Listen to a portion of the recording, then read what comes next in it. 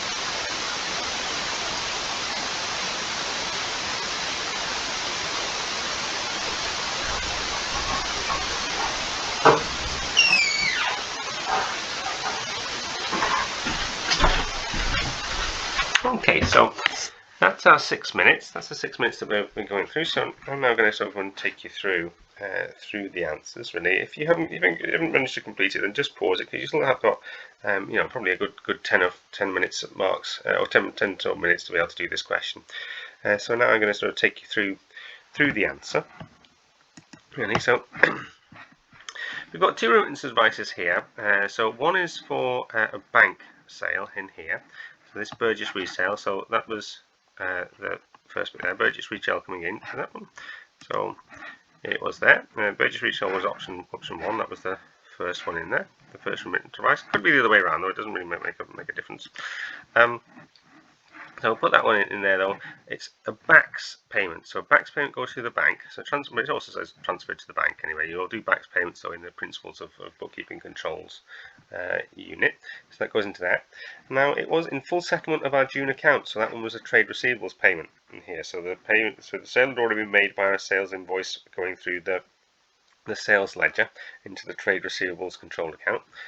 And also the account within the sales ledger, and then this one here is just being paid now into the bank, so going debit bank, credit trade receivables.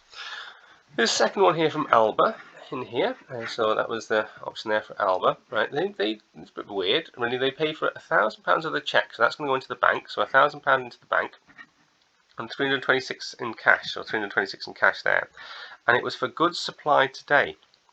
So it wasn't already been sort of gone through the sales ledger, and through the trade receivables control account. And it includes VAT. So in terms of including VAT, then you've got to get back to the net. So to get back to the net, the 1326 divided by 1.2, giving us £1,105 as the net in here. So the net cash sale would go into there. Of that 1326, 221 of it, 20% of the net, is going to go to the HMRC, so the tax lot, that's going to be paid out in tax. So that's not going to be going to our shareholder, that's going to be going to the government in tax in here. So that goes into the VAT figure in here, and then those two numbers go into there. And then in terms of checking of your thing, see how I've done the calculations here independently. So I've divided that by 1.2 to get to the 1105. I've times that by 20% to get to 221. I can then add those back together and see whether they equal those ones there, and that's checking your work. So that's the first checking your work check that you can have in here. We then total down each of the columns. Total down each of the columns in here. This is the debit side of the cash book. In there. There'll be a credit side over here in real life. Credit side will be over here in real life. So the debit side. So there we go. Sort of putting all those figures in there. Now this is a cash book where it is both the book of prime entry, but also as well the ledger account as well. And so this was in the exam statement. It sort of says that it uses that as a part of the double entry system as well. So you go through totally amounts up. Now personally as well, I would also, if I was in my workings, be sort of just checking them and see if I add those together to those to equal those as well as a check. So that'd be another check in my work really. That's how I'd be going. So that's the first bit, and then the second bit in here. Now we've got the credit side of the cash book shows cash payments in here. So and this one here now, we weren't short, no shortage of time, so there's no point in just sort of doing silly, just additions like this. We'll put a T account in there. So this is the cash T account in here, starting with the total of the debit side. So I pulled the whole of the total debit side in there. I could have brought forward and put the cash figure in there, but I shortcutted it because it would need to do that. If it would. There may have been an opportunity or a reason where sometimes I would have put the brought forward and the amount in there. But anyway, I started with this figure, 509. I then put in the expenditure there, and I put the carry down in there, and then I retotaled. So this again was checking the work. I put the carry down in there, and then I retotaled to just make sure that 167 was 167, not under pressure. I put in 157 or whatever in there. And then I'm just being neat in terms of the brought down figure, but that's the 167. But that was, do your T account in there, work out the carried down, then read total to see whether the totals equal the same, and then you're right. Again, a check in the work option. And then here we got the cash side, the credit side, the cash for the bank. So bank payments 1743. put that in there again on the credit side in there. Then I carried it down, retotaled it again to just make sure that it checked, and the brought forward is 2951. So that's the end of this Cashbook question.